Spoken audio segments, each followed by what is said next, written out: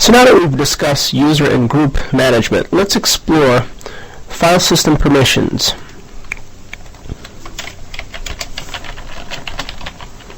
So we'll label this section file types, permissions, as well as symlinks, symbolic links. Now in Linux, file permissions are represented by 10 bits. And the features include the ability to restrict / control access to files, which also includes directories. So note, 10 bits represent permissions for files, which also includes directories. And to examine those permissions, we use the ls command. Use ls with the long option to examine permissions, or GUI application like Nautilus, which is similar to Windows Explorer, and then you can navigate to the properties of a file or alter the output such that the permissions are displayed within the window that you are looking at. So we use ls-l wherever we are to see those 10 bits. And let's take a brief look and extract something from Linux CBT's home directory. We don't need to be root, so let's just drop out of the root shell and execute lsl. So here is the test rh5 subdirectory. We can work with an item that we recently created, the regex test.pl file. Let's copy this entry and discuss the 10 bits that constitute permissions. The first bit in this particular case, since it's a file, is a hyphen or is unmarked, indicating that the item is a file. So bit 1, or first bit, equals file type, where a hyphen means file and D is equal to directory. But there are other types of files, such as named pipes, devices, and others. But for our intents and purposes, files and directories are simple, and we come across them more so than other types of file objects. The second bit, in fact, second, 3, and 4 control permissions that are associated with the owner of the object. So second through fourth bits equal owner's permissions. And those permissions can be organized in any of the following: read, write, and execute.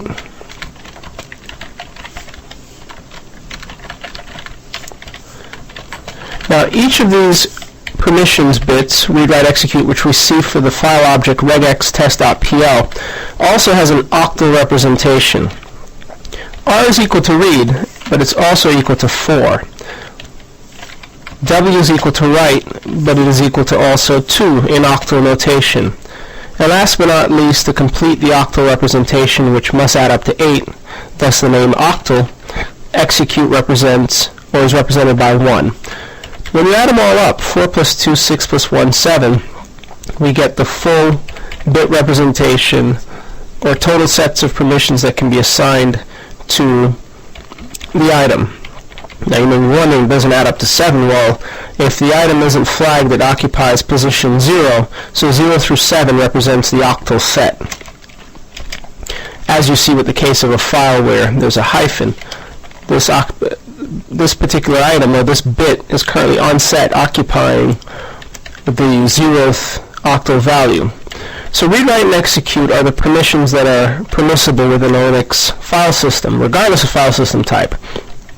So it can be riser, ext2, ext3, jfs, xfs, you name it. These are the types of permissions you may set: read, write, and execute, and they have the values 4, 2, and 1.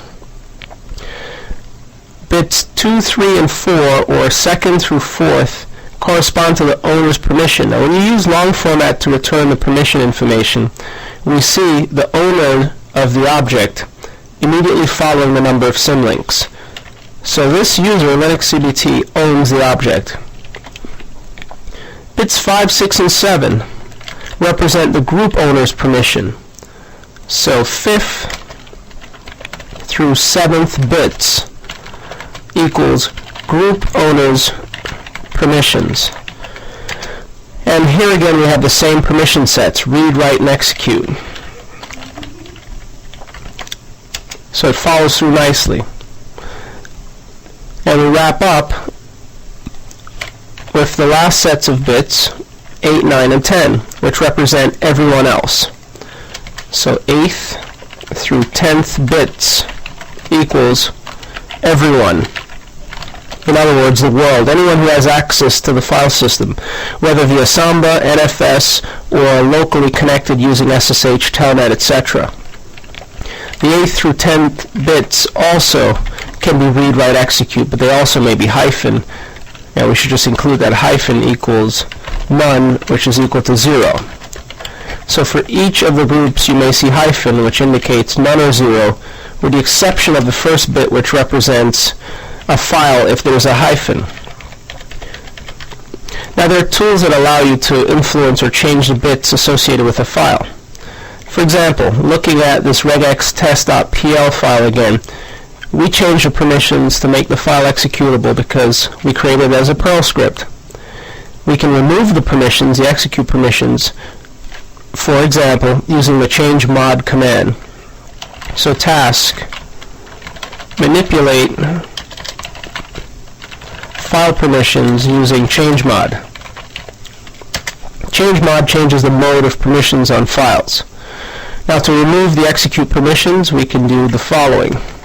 Change mod. Now before we added using simply plus execute, we can minus execute, followed by the name of the file regex test.pl. And if all goes well, when we relist the contents of the directory, the file will no longer be executable. That's lsl regex test.pl, and there you see the execute bit, or the bit which occupies the last placeholder, which is also equivalent to 1 for each of the groups of owners. The owner, group owner, and everyone else has been unset. So now the permissions have been changed to simply read, write, read, write, read. These permissions can be converted to octal notation and reference, especially when communicating between administrators. So now when we look at the file, it has the octal representation of 664. For the owner, read plus write equals 2, or equals 4 plus 2, which equals 6. So read write equals 6, or 4 plus 2.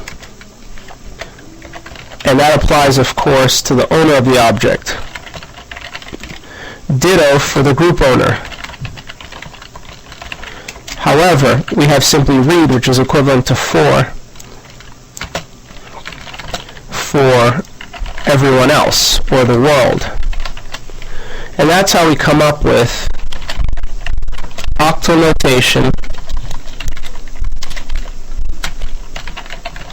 of 664 for this file.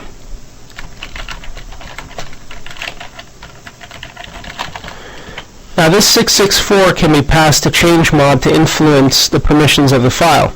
For example, change mod 664 regex test.pl achieves the same thing as removing the execute permission from the file. And conversely, if we wanted to turn on execution permissions, we could indicate change mod 774 to influence the permissions, or 775 so everyone can execute the file.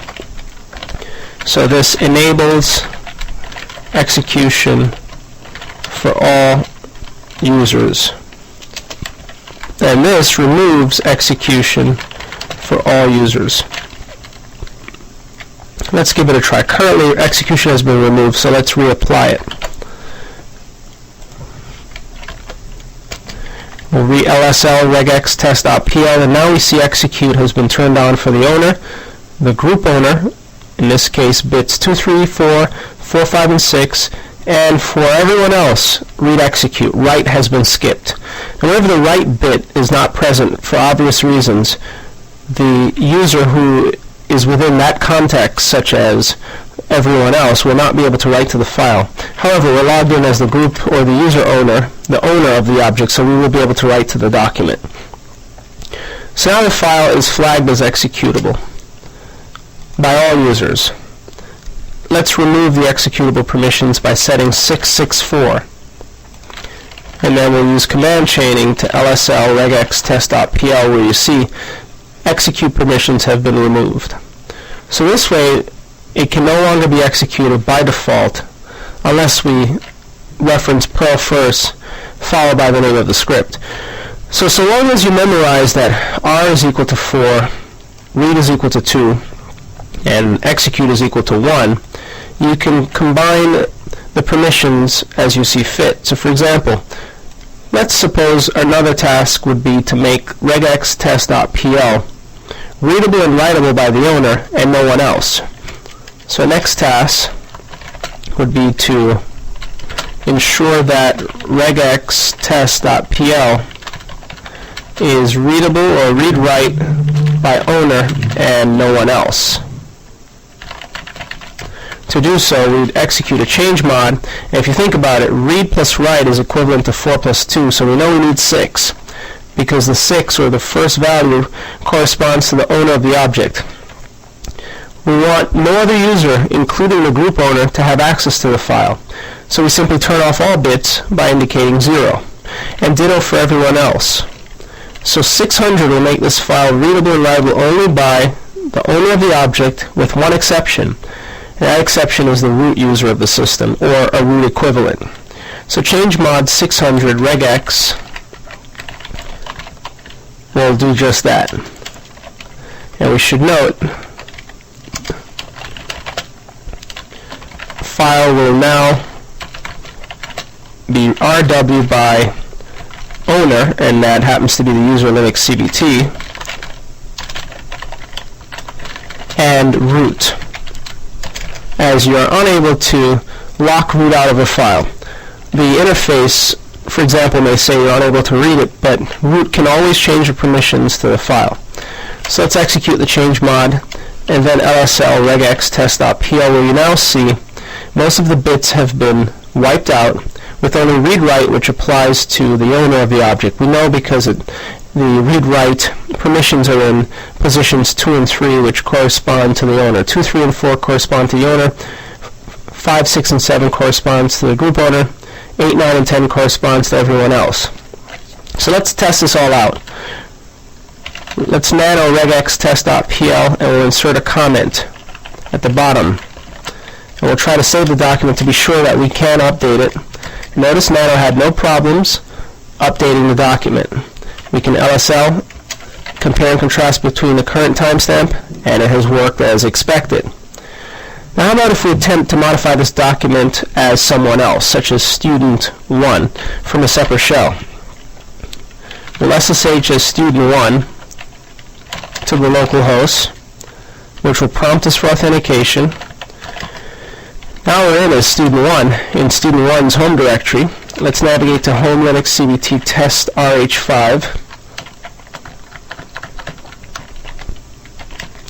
And it doesn't let us interact with the file. It doesn't even allow us to navigate into the directory. Let's take a look at the permissions one level up to see why that could be the case. So we'll lsld test RH5. And the directory is readable by everyone else, so let's go one level up to the Linux CBT directory, and that's why. The Linux CBT directory is not readable by the user, or other than the user owner as well as the root user. So with that said, we would need to move the file or change the permissions on the directory. So if we wanted this directory to be readable by all users of the system, let's navigate one level up and do so. We'll change mod 755 Linux CBT.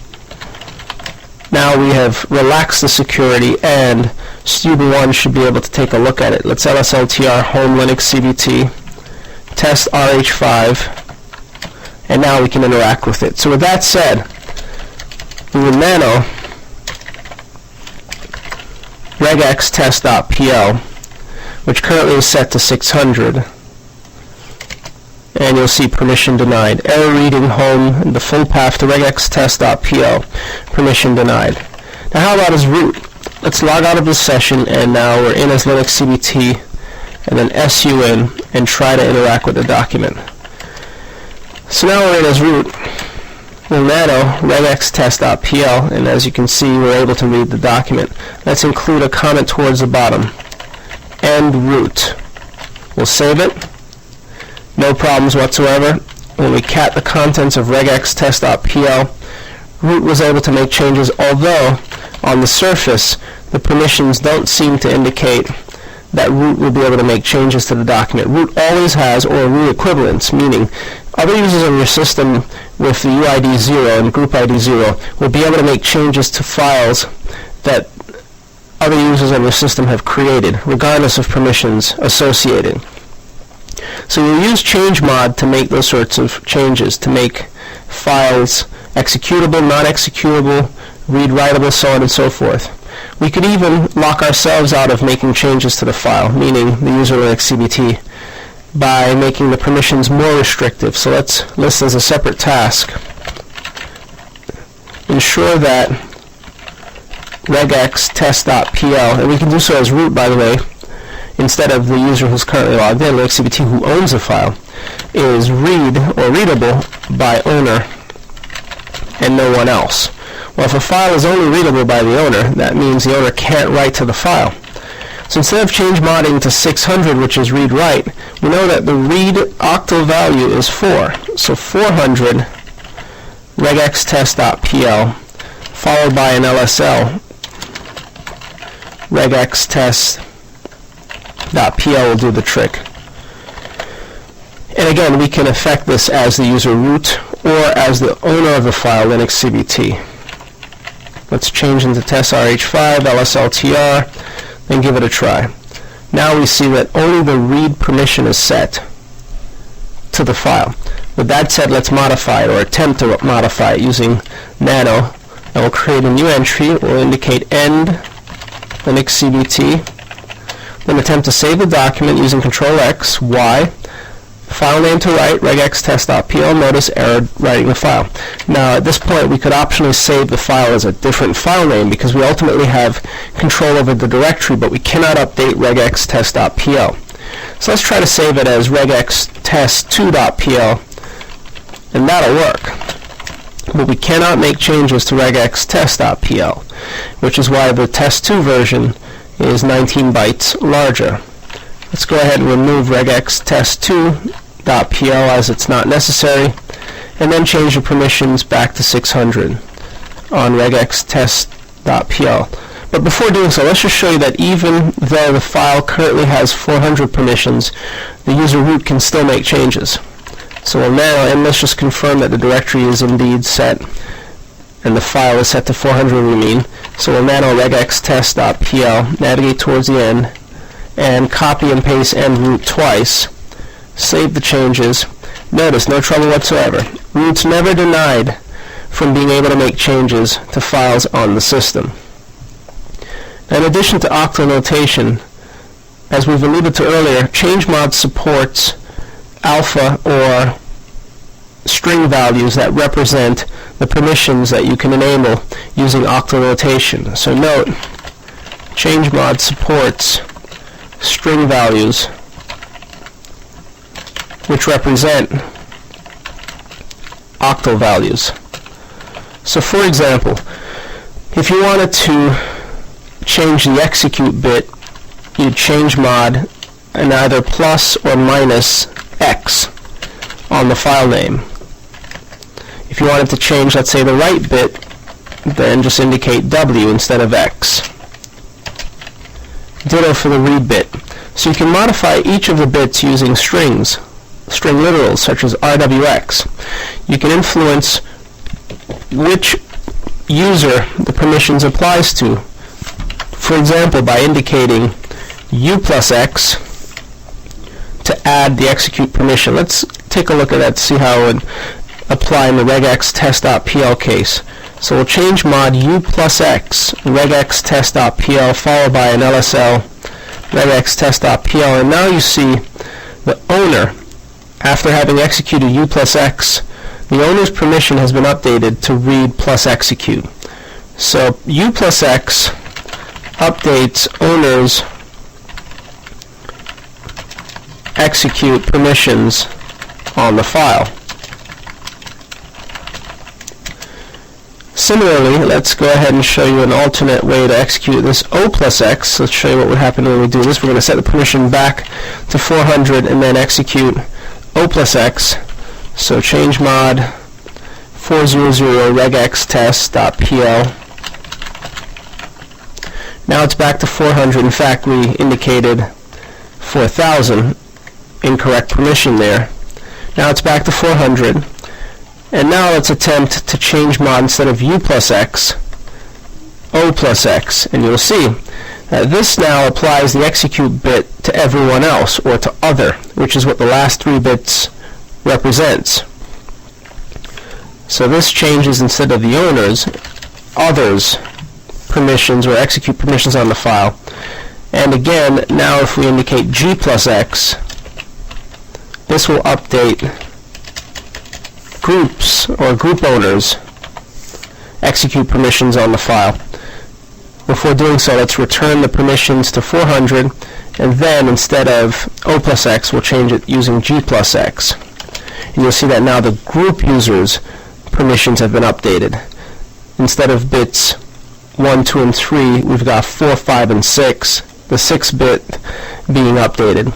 So when you want to influence using change mod, changes to the owner, use U, to everyone else, O, to the group owner, G. Or, if you remember the octal notation, use that and it will work in place of the string notation. And this works for any permission, not just execute. For example, let's reset the permissions to 400, and then instead of simply G plus X, we could say G plus RWX. Now the group owner has read-write execute permissions to the object. If we wanted the true owner to have such permissions, change this to U plus RWX.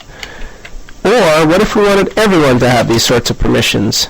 Well, A plus RWX. So change mod A plus RWX is equal to change mod 777, which is a dangerous permission to apply, but sometimes is necessary in order to provide all users the ability to read, write, and execute the file. Try to avoid using 700, however, as again, it is too liberal, so we'll set it back to 400. So that's the job of change mod, to change the permissions. And we did mention that you can, from the GUI environment, make these changes. You don't have to rely upon the shell-based environment. Simply navigate to Nautilus, navigate to the directory, in this case testRH5, pops up in a separate window, find the file. Here's regex test.pl. Because it's a Perl script, it's represented by the following icon. Navigate to properties, where you'll find the permissions for the object beneath or within the permissions tab, and you'll see that the permissions are broken out by groups of owners, including the owner, the group owner, and everyone else. Since it's set to 400, the owner's permissions are set to simply read only, as opposed to read and write. Group owners, Linux CBT, and it's set to none. Others is set to none, but you can change that. And an SE Linux context is set to file_t. And execute permissions aren't set, but if you want, you can allow it to be executed, which updates the permission set if you select it, if you change it. So you can change permissions. For example, let's go ahead and set this to read and write, and read and write for everyone, and allow execute permissions. Now we've made changes, and from the shell, let's just move this over so it's within view. When we re-execute our LSL of regex test.pl, notice it's now RWX, or 777, because we clicked on the execute permission. Navigate back to this, properties, and it will change in the permissions tab from read and write. Well, we can drop execute, which will drop it instead of to 777 to 666. Let's take a brief look at that. Now it's 666, 4 plus 2, 4 plus 2, 4 plus 2. for the owner, the group owner, as well as everyone else, which still is too excessive. If we want 400, we'll set the owner to read, which is 4, everyone else to none, as well as the group user none. And then, in the background, you'll see the permissions have been updated. Now, by the way, as mentioned before when we use the stat command, whenever you change attributes of a file, stat will reveal or show you the updated attributes. If you compare it to the current timestamp, which is 1602, you'll see that the file was last accessed at 1602, but was also changed at 1602. So any permissions or attribute changes to a file are recorded in the file system and are accessible using the stat command. You can always use it, whether accessing it as a function through Perl or directly from the shell as simply the stat command. Now, there are other commands that allow you to change ownership, group ownership. For example, chown and change group. Let's navigate back to our shell or back to our gedit window and just introduce chown. Permits changing of ownership of files. And by files, we also mean directories. For example, chown root regex test.pl changes ownership to the user root for this particular object. Let's give this a try. Now, we're going to do this first as the user Linux CBT, just to show you what happens when you try to change ownership to a user that you currently are not. So let's do so as Linux CBT. Oh, who am I? lsltr regex. It's set to 400. Now let's paste it. And notice, changing ownership not permitted, although we own the file. Let's take a look at it to see if it even changed it, and it hasn't. However, if you change ownership as the user root, it's a different story. No problems, no errors returned. Let's lsl regex test.pl. You need the wrong format, and now the file is owned by root, which means if the user Linux CBT tries to modify the file, it'll fail. Let's try to modify, or even read the file. It fails. Root is now able to read the file, and root was always able to read the file. So usually you change ownership as the user root. You can also use chown, and by the way, you don't need to memorize any of the options, to change group information by delimiting the user and the group with a colon. So for example, an LSL of all the items in this directory show that they're owned with the exception of regex test.pl by the user Linux CBT and the group Linux CBT. What if we wanted this file to be owned by Linux CBT but by the group sales for which the user Linux CBT belongs? Well, let's go ahead and show you how we do that. Chown Linux CBT colon sales regex test.pl changes owner and group to Linux CBT sales, which means if you are a member of sales and have access to the test.rh5 directory, you'll be able to interact with the file, providing there are permissions that are associated with the group owner. So let's just double check that to see whether or not that's the case. Currently, no, it's set to 400. Nonetheless, we can still update group information and user information. Let's LSL again it. Now you see it's owned by the original owner, Linux CBT, and by the sales group.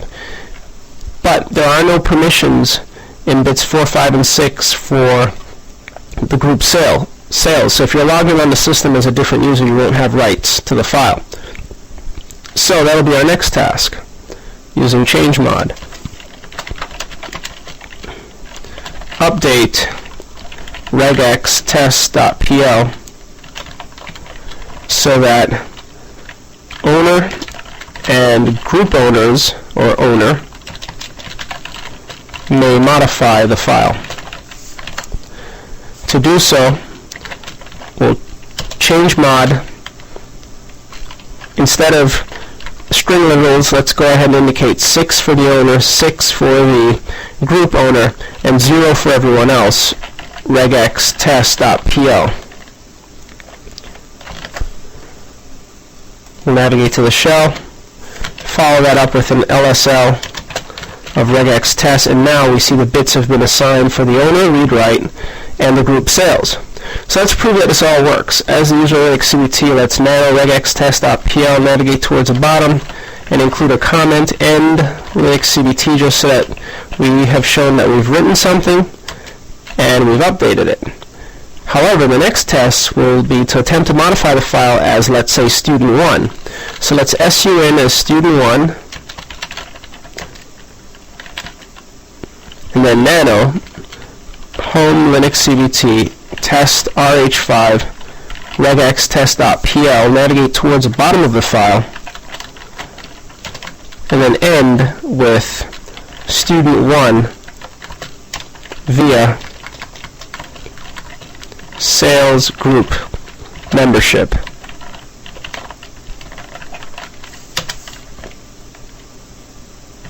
Save the changes, and the file's been updated. We can confirm it from a different shell by simply catting the contents of regextest.pl, and there you see student1's been able to make a change to the document, despite the fact that the document exists beneath Linux CBT's home directory. And that's because student1 belongs to sales, a group which has read-write access to regextest.pl. So that's how you'd implement basic group membership and permissions to be able to make changes to files within your environment. Now there are other types of permissions such as setUID and setGID. With setUID, you change the permissions on an object so it executes as the owner of the object. So setUID, again, features ability to execute file as owner. And there are many such setUID programs in the Linux environment where when it's executed by a non-root user, it actually executes as root. And it is a dangerous feature, but it's required for functionality. To enable setUID, execute change mod will first and foremost ensure that the appropriate user owns the file. So in the case of, let's say, test.pl or test.regex or regextest.pl, that is, it's owned by Linux CBT. And if you want this file to be executed as user Linux CBT, regardless of who executes the file, that's where setUID helps you. First, of course, we need to ensure that it's executable. So change mod for the owner plus x regextest.pl. Now when we lsl regextest.pl, we see that the owner can execute.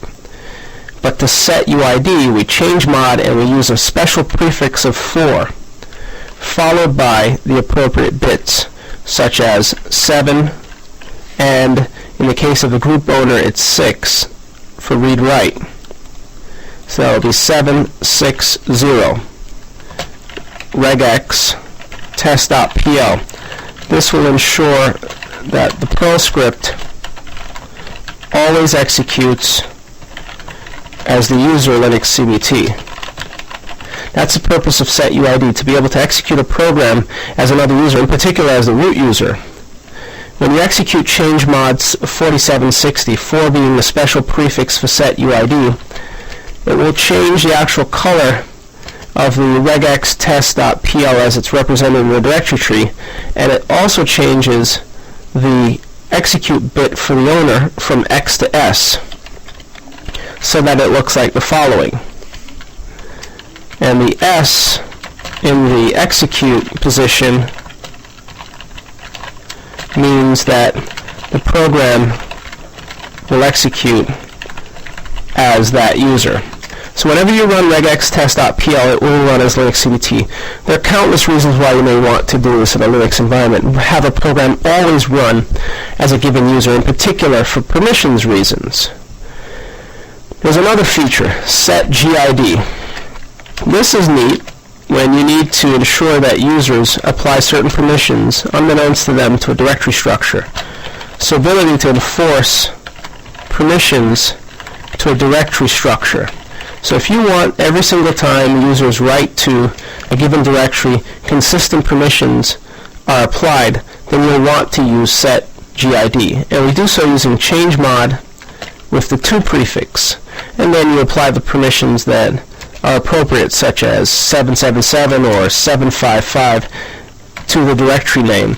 Now we're going to go ahead and make a directory, so we'll make directory root sales, and then we'll change mod 2755 root sales. This will ensure that permissions are inherited from the top level of the directory structure. So let's go ahead, and we need to do so as root. We can't create the directory as student1. So make directory /sales. Now we have LSLD will tell us a /sales entry, but it's owned by root.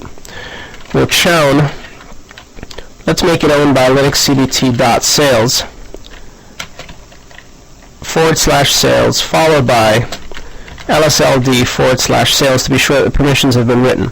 So now the object's owned by linuxcbt and sales. setGID helps us if, again, we want to ensure that all objects beneath sales are owned by the users you see here, linuxcbt and sales, owner as well as group owner. This is where we'd specify, for example, 2755 or perhaps 2775 to ensure that the sales group is able to write to the directory as well.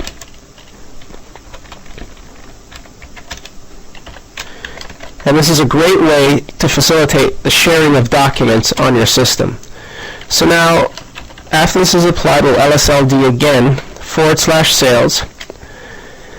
We will see that the group bit has been set, the execution bit has been set to indicate that it's set GID, meaning any object that's written in this directory will have the sales group definitely assigned. That's very important because, again, if you want users to be able to share files on a Linux system, you need some commonality, some way to tie the users to the object. And the way to do it is either via the UID or the GID. Now let's show you how this works.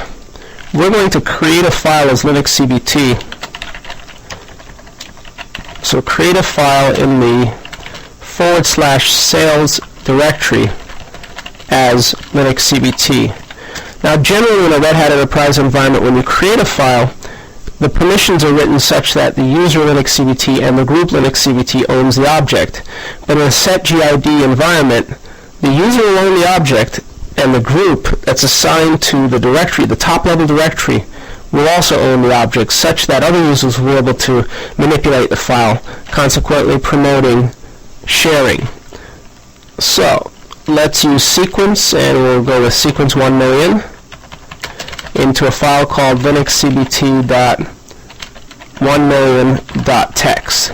We'll create this file as a user linuxcbt in /sales. Let's find a shell where we are linuxcbt, and here it is. We'll navigate to the root. We'll LSLD sales just to be sure that we can write there. And as you see, linuxcbt owns the object. Sales also owns the object. We'll navigate into sales. And then Control-Shift-V our item.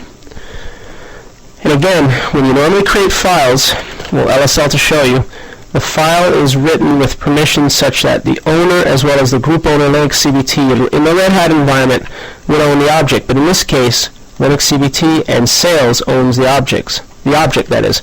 Also note the permissions, read write, so that other members of the sales group, such as student1, are able to modify the file. So from a student1 shell, let's SU in as student1, we navigate to sales, where we'll see the object, and for IDs, you'll see that we belong to sales as well as marketing.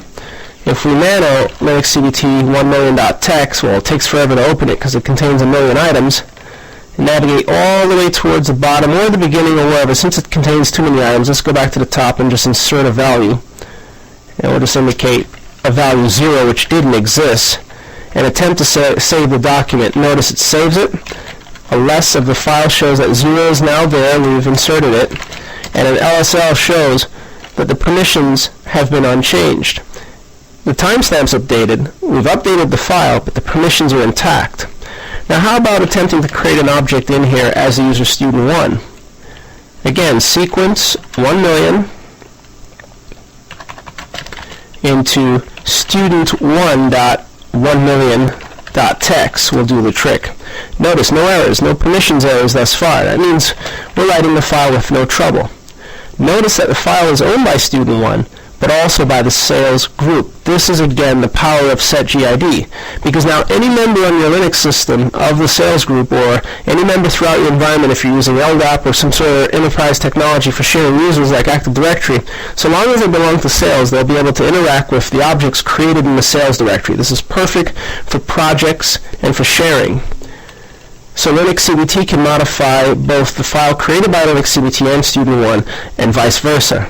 So that's the application of setGID versus setUID. With setUID, you generally want to execute a program as a given user, usually as the root user.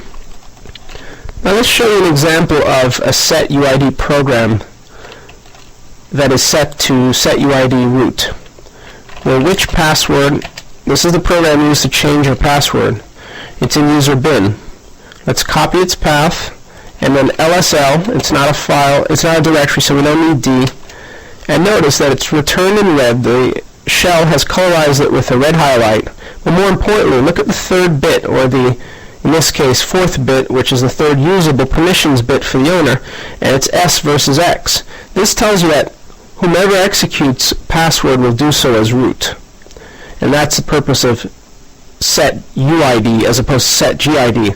So when we execute password as the non-privileged user student 1, it prompts us to change our password, but it's really going to make changes to the system as the root user.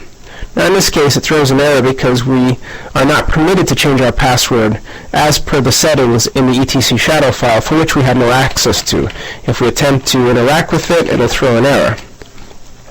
So again, thus far we've covered quite a few things regarding file system permissions. We've covered the octal representation, the change mod utility, the string representation, read, write, execute, the number of bits, 10. We've mentioned two types that you're likely to see, hyphen meaning file, D for directory. Perhaps we should just show you a directory entry. And LSLD /sales, for example, will do just that. There you see in the first bit, it's D instead of hyphen. And in the dev tree, there are all sorts of items that are non-directory items, such as a character device, and many of the terminals that we use are character devices, as well as block devices. These are other types of devices like hard drives. So there are many types of types or file system types or file types that you'll find in the first bit. We've described the other 9 bits. We've talked about change mod, chown. There's also change group, which we haven't mentioned. There's also setUID, the ability to execute a program like password, which the setup process has done for us already. There's also setGID, which allows us to share directories. This is a great way to share a common space. And just a quick note about change group. Permits updating of group permissions. But you can use chown to do that. So which change group tells you it's in user bin, and for any object, for example, let's take, and we'll sort it by most recently created items, regex test.pl. If we wanted to change the group, we'd simply change group, and for any legitimate group in our group file, we can specify, such as marketing, regex test.pl followed by an LSL of regex test.pl. But again, you can use chown to do that, so you don't necessarily need change group, but it's there in the event that you need it.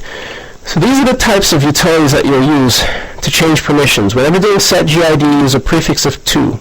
Whenever doing setUID, use a prefix of 4.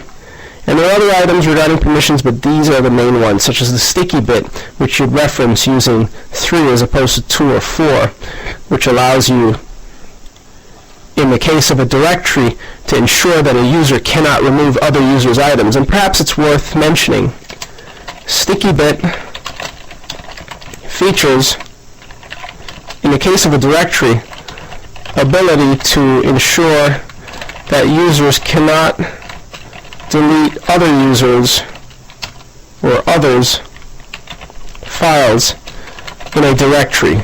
For example, the temp directory is a good example of the sticky bit implementation. LSLD of /temp will reveal the last bit being T. This is the most commonly referenced example of a sticky bit on Linux systems. What this basically means is that users cannot delete other users' files in /temp. So if you take a look at /temp, for example, lsltr /temp, you'll find multiple items. It's a general space for different people to write items.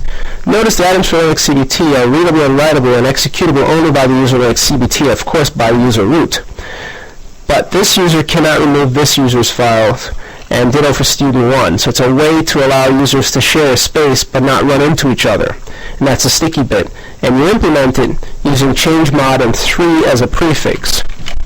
So change mod, for example, 3777 on a directory such as sales ensures that /sales will not have clobbered or will not lose files from incorrect users.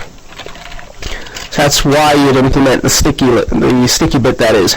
Now we're going to be looking at quotas as well as symbolic links in the subsequent section. We'll begin by discussing symlinks, both soft and hard, and then show you how to implement quotas.